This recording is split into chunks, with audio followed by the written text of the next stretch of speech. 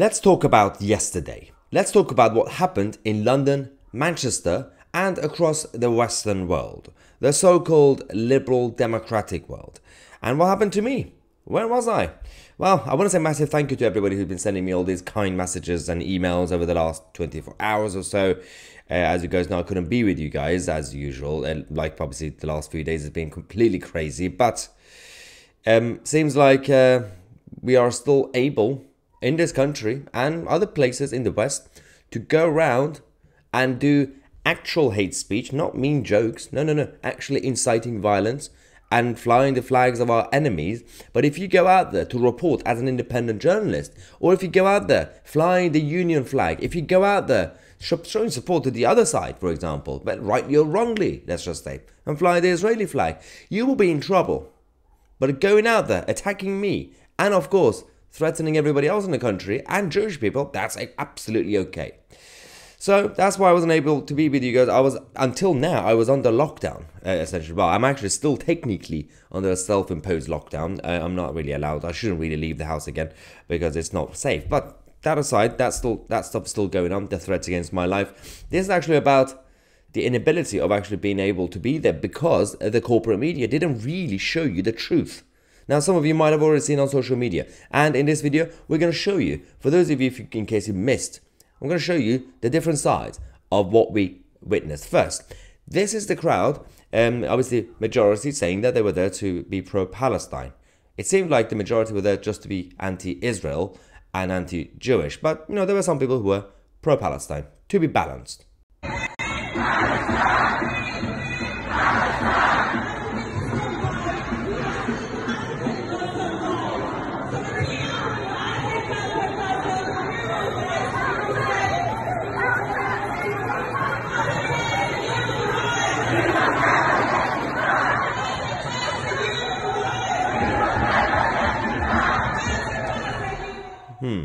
When you hear chants, well, free Palestine is one thing, but when you hear the other stuff, you can tell that the idea is not really just to have a two-state solution or for Palestine to be there and Israel to be there and just be friends. No. From the river to the sea, they want all the Jews to disappear and everything else has been happening. But that's okay, apparently. Having the green flags of Hamas flown, absolutely fine. But if you're one individual going there, Westminster yesterday, to fly the Union flag, you will be arrested. You don't have to say anything. Are you fucking kidding me?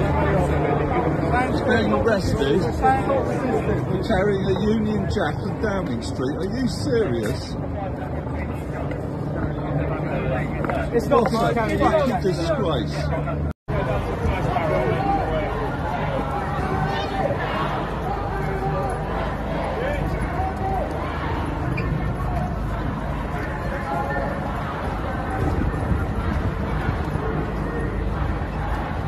Fucking scum pigs.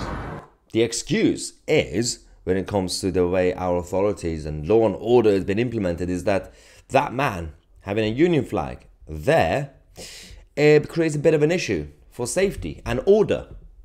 So all the others going out there, again, flying the Hamas flag as well as the Palestinian flag, obviously, and other flags, and chanting all the things that they've been saying, that seems to be not a concern for security.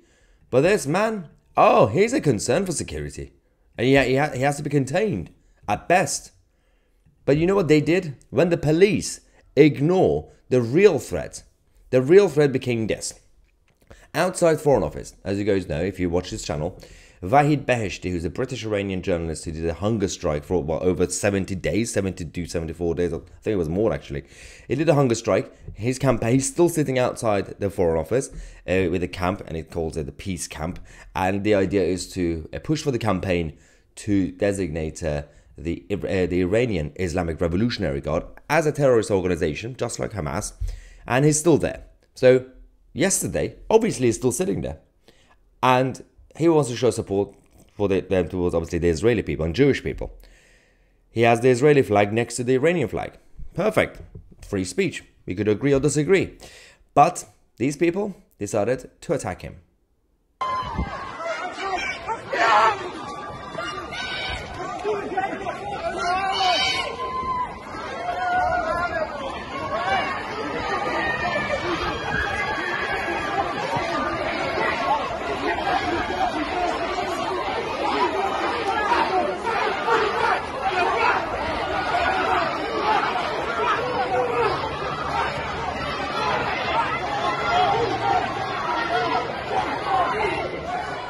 But it continues because we also have this footage from the other angle, from his side, essentially. Thank you. You're the terrorist. Thank you.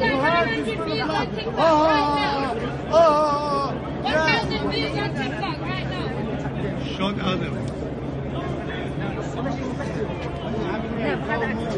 You're cold. Go home. Go to your mom and dad. I don't know if you guys noticed, the guy covering his face, because clearly he's got nothing to hide, was holding a poster, pictures of the supreme leader of Iran, as well as Soleimani, Qasem Soleimani, who was obviously taken out by America, by Donald Trump a few years ago. We know exactly what that meant. So these are the Revolutionary Guard people. This is what we had from the Metropolitan Police, by the way. This is the update today, Sunday the 15th of October. Arrests at protests in central London. You know, a couple of arrests, as they said. But then it said, the protest in central London yesterday, 14th of October, concluded without major issues, as thousands of people were able to express themselves at the planned demonstration.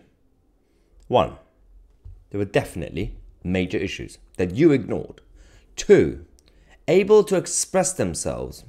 Yes, express themselves when it comes to actually breaking the rules and laws of this country, inciting violence. They went beyond free speech. They went beyond the planned protest. They went away from the planned route. These people have no respect for the values of this country. But when we go out there, a few years ago, we stood outside Parliament and talked about Brexit. We said, can we get Brexit done? We asked the government to not do lockdowns anymore. Or we will get kettled, we will get arrested, we will get completely targeted. You have the union flag, you will get targeted. My Tousi gets attacked by going to the protest to report for Tousi TV. He gets taken away. But no, they are allowed to take over our major Western cities. No one is in charge anymore.